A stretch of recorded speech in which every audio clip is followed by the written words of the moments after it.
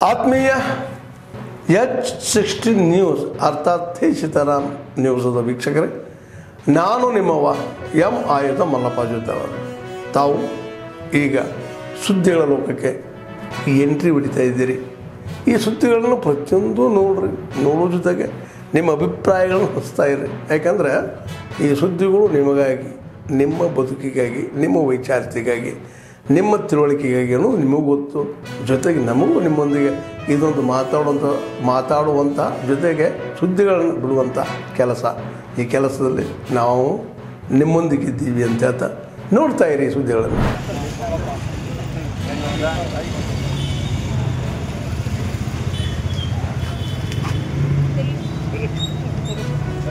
ಇಲ್ಲಿ ಕೂಡ ಇಡಪ್ಪ. ಏನು ಮೇಡಮ್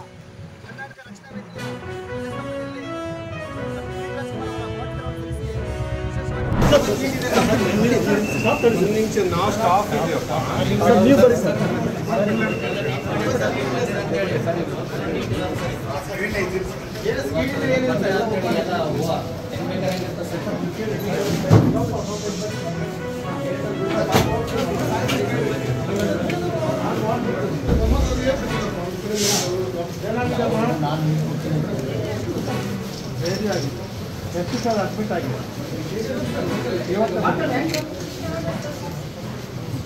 ಮೆಡಿಸಿನ್ ನನ್ನ ಆಟ ಕೊಡ್ತಾವ ಇಲ್ಲ ಕೊಡ್ತಾವ?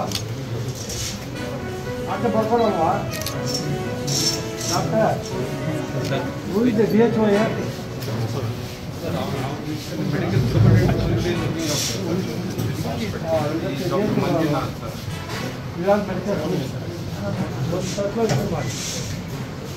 any medicine they should not try to outside. ಏನೇ ಮೆಡಿಸಿನ್ ಇದ್ದರೂ ಇಲ್ಲೇ ಕೊಡಬೇಕು. ನಿಮ್ಮಲ್ಲಿ ಇಲ್ಲ ಅಂದರೆ you have to purchase and give to the patient. District ಹಾಸ್ಪಿಟ್ಲಲ್ಲಿ ಹೋದರೆ 25,000 ರೂಪಾಯಿ ಪರ್ ಡೇ ಗೌರ್ಮೆಂಟಿಂದ ಕೊಡ್ತಾರೆ. ತಾಲೂಕು ಹಾಸ್ಪಿಟಲ್ 10,000 ರೂಪಾಯಿ ಪರ್ ಡೇ ಕೊಡ್ತಾರೆ. ಏನು ಮೆಡಿಸಿನ್ ಇಲ್ಲದೇ ಇದ್ದರೆ ನೀವೇ ತರಿಸ್ಕೋಬೇಕು, ನೀವೇ ಕೊಡಬೇಕು. ಪೇಷಂಟ್ಗೆ ಆಚೆ ಬರ್ಕೊಡೋಂಗಿಲ್ಲ. ಒಂದು ಸರ್ಕಾರ ಇಶ್ಯೂ ಮಾಡಿ. ಇಲ್ಲಿ DHO ಯಾರು? ಅವ್ರು DHO ಆಮೇಲೆ ಬರೋಕ್ಕೆ ಹೇಳಪ್ಪ. ಎಂಟೈರ್ ತಾಲೂಕಿಗೆ ಇಶ್ಯೂ ಕೊಟ್ಟಿಲ್ಲ. ಎಲ್ಲೂ ಆಚೆ ಜನಗಳು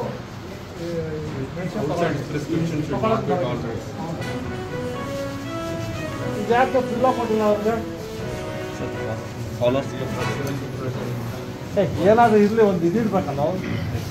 ಏನಿಲ್ಲ ಅದೇನದು ಇದಕ್ಕಿದೆಯಲ್ಲ, ಏನದು ಅವ್ರದ್ದೇ ಬ್ಯಾಗ, ನಿಮ್ಮದೇ ಬ್ಯಾಗು ನಿಂಬೇಡ.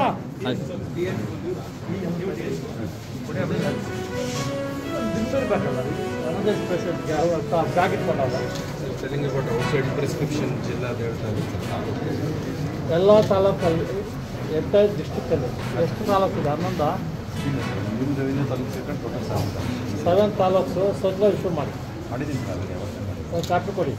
ಪ್ರಿಸ್ಕ್ರಿಪ್ಷನ್ನು ಆಚೆ ಬರ್ಕೊಡೋಂಗಿಲ್ಲ. ಆಮೇಲೆ doctors they should be resident of the taluk. ಇವಾಗ ಡಿಸ್ಟ್ರಿಕ್ಟಲ್ಲಿ ಎಷ್ಟು ಜನ ಡಾಕ್ಟರ್ ಇಲ್ಲೇ ಇರಬೇಕು, ಹೆಡ್ ಕ್ವಾರ್ಟರ್ ಇರಬೇಕು.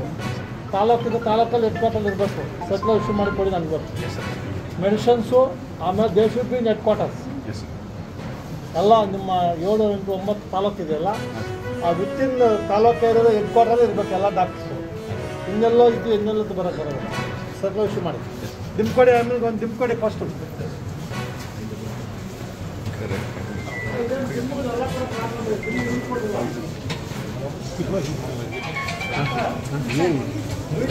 ನನಗೆ ಸೂಚನೆ ಕೊಟ್ಟು ನಾನು ರಾಜೀನಾಮೆ ಕೊಡೋಕೆ ರೆಡಿ ಇದ್ದೀನಿ. ಪಕ್ಷದ ತೀರ್ಮಾನದ ವಿರುದ್ಧವಾಗಿ ನಾವು ಯಾರು ನಡ್ಕೊಳ್ತಕ್ಕಂಥದ್ದಲ್ಲ. ಪಕ್ಷ ಇವತ್ತು ನಮಗೆ ಗುರುತಿಸಿ ಅವಕಾಶ ಮಾಡಿಕೊಟ್ಟಿದೆ. ಈಗ 2.5 ವರ್ಷ ನಾವು ಪೂರೈಸ್ತಾ ಇದ್ದೀವಿ. ಮುಂದೆ ಪಕ್ಷ ಆಡಳಿತಾತ್ಮಕ ದೃಷ್ಟಿ ಅಥವಾ ಬೇರೆ ರಾಜಕೀಯ ದೃಷ್ಟಿಗಳಿಗೆ ಪಕ್ಷ ತೆಗೆದುಕೊಳ್ತಕ್ಕಂಥ ತೀರ್ಮಾನಕ್ಕೆ ನಾವೆಲ್ಲ ಬದ್ಧರು. ಅದರಿಂದ ಇವತ್ತು ಕೃಷ್ಣ ಬೈರೇಗೌಡರು ಹೇಳಿರ್ಬೋದು, ಬೇರೆ ಇತರೆ ಎಲ್ಲ ಹಿರಿಯ ಮಂತ್ರಿಗಳು ಹೇಳಿರ್ಬೋದು, ಎಲ್ಲರೂ ಇವತ್ತು ಪಕ್ಷದ ಶಿಸ್ತಿನ ಚೌಕಟ್ಟಿಗೆ ಒಳಪಟ್ಟಿರ್ತಕ್ಕಂಥವ್ರಾದ್ರಿಂದ ನಾವೆಲ್ಲರೂ ಅದೇ ಒಂದು ನಿಲುವಿನಲ್ಲೇ ನಾವಿರ್ತಕ್ಕಂಥವ್ರು. ಪಕ್ಷ ಏನು ಆದೇಶ ಮಾಡುತ್ತೆ ಅದರಂತೆ ನಾವೆಲ್ಲ ನಡ್ಕೊಳ್ತೀವಿ. ಸರ್ಕಾರದ ನಾಯಕತ್ವ ಬದಲಾವಣೆ ಮಗದೊಂದು ವಿಚಾರ ನಮ್ಮ ಹಂತದಲ್ಲಿ ಇರ್ತಕ್ಕಂಥ ವಿಚಾರ ಅಲ್ಲ.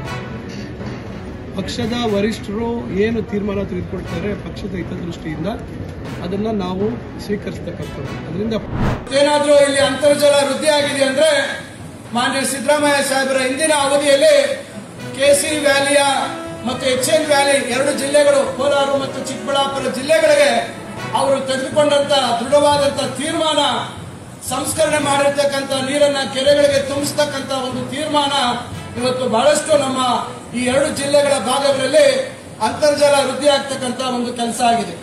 ಈ ರೀತಿ ಮತ್ತಷ್ಟು ಹೆಚ್ಚಿನ ಒಂದು ಅಭಿವೃದ್ಧಿ ಕೆಲಸಗಳನ್ನ ನಾವು ಈ ನಾಡಿನ ಮುಖ್ಯಮಂತ್ರಿ ಈ ಭಾಗದಿಂದ ಬಂದ್ರೆ ಖಂಡಿತ ಅದು ಸಾಧ್ಯ ಆಗುತ್ತೆ ಅಂತಕ್ಕಂಥ ಸ್ವಾರ್ಥ ನಮ್ಮೆಲ್ಲರಲ್ಲೂ ಇತ್ತು.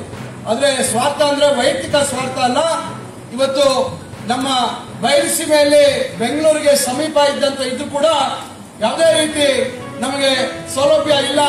ಅಂತರ್ಜಲ ದಿನೇ ದಿನೇ ಕ್ಷೀಣಿಸ್ತಾ ಇದೆ. ನಮಗೆ ಮಳೆ ಪ್ರಮಾಣ ಕಮ್ಮಿ ಇದೆ. ನಿರಂತರವಾಗಿ ಬರಗಾಲಕ್ಕೆ ತುತ್ತಾಗ್ತಿದೀವಿ ಅಂತಕ್ಕಂಥ ಕಾರಣದಿಂದ ನಾವು ಅವರಲ್ಲಿ ಬಂದ್ರೆ ಒಂದು ದೊಡ್ಡ ಬದಲಾವಣೆ ಆಗುತ್ತೆ ಅಂತಕ್ಕಂಥ ವಿಶ್ವಾಸದಿಂದ ಆ ಪ್ರಯತ್ನ ಮಾಡಿದ್ರು. ಆದ್ರೆ ಪಕ್ಷದ ತೀರ್ಮಾನದಂತೆ ಅವರು ಅಲ್ಲಿ ನಿಂತರು. ಈಗಾಗಲೇ ಮುಖ್ಯಮಂತ್ರಿಗಳಾಗಿ 2.5 ವರ್ಷ ಪೂರೈಸ್ತಾ ಇದ್ದಾರೆ. ಆದ್ರೆ ಅವರ ಅಭಿಮಾನ, ಅವರ ವಿಶ್ವಾಸ, ಅವರು ಕೊಟ್ಟಂತ ಒಂದು ಮಾತು ನಮ್ಮೆಲ್ಲರಿಗೂ ಹೇಳಿದ್ರು, ನಾನು ಈ ಭಾಗದ ಅಭಿವೃದ್ಧಿಗೆ ಎಲ್ಲಾ ರೀತಿ ಸಹಕಾರ ಕೊಡ್ತೀನಿ ಅಂತಕ್ಕಂಥ ಮಾತನ್ನ ಮಾನ್ಯ ಮುಖ್ಯಮಂತ್ರಿಗಳು. ಆತ್ಮೀಯರೇ, ಎಲ್ಲ ಸುದ್ದಿಗಳನ್ನು ನೋಡಿದ್ರಲ್ಲ, ಏನು ಅನಿಸ್ತು ನಿಮಗೆ? ಇದರಲ್ಲೇ ನಿಮ್ಗೆ ಲೈಕ್ ಆಗಿರ್ಬೋದು, ಡಿಸ್ಲೈಕು ಆಗಿರ್ಬೋದು, ಕಾಮೆಂಟ್ ಬೇಡಪ್ಪ ಅಂತೂ ಅನಿಸಿರ್ಬೋದು, ಕಾಮೆಂಟ್ ಮಾಡಬೇಕಪ್ಪ ಅನಿಸಿರ್ಬೋದು, ಶೇರ್ ಮಾಡಬಾರ್ದಪ್ಪ ಅನಿಸಿರ್ಬೋದು, ಅದು ಮಾಡಬೇಕು ಅನಿಸಿರ್ಬೋದು. ಏನಾದರೂ ಆಗಲಿ ಶೇರ್ ಮಾಡ್ತಾಯಿರಿ, ಈ ನ್ಯೂಸ್ಗಳನ್ನ ಹಂಚ್ತಾ ಇರಿ, ಜೊತೆಗೆ ಇದಕ್ಕೆ ಸಬ್ಸ್ಕ್ರೈಬ್ ಆಗ್ತಾಯಿರಿ ಅಂತ ಹೇಳ್ತಾ H16 ನ್ಯೂಸ್ ಅರ್ಥಾತ್ ಹೇ ಸೀತಾರಾಮ್, ಇದು ಸತ್ಯದ ಕೈಗೆ ನಡಿ. ವಂದನೆಗಳು.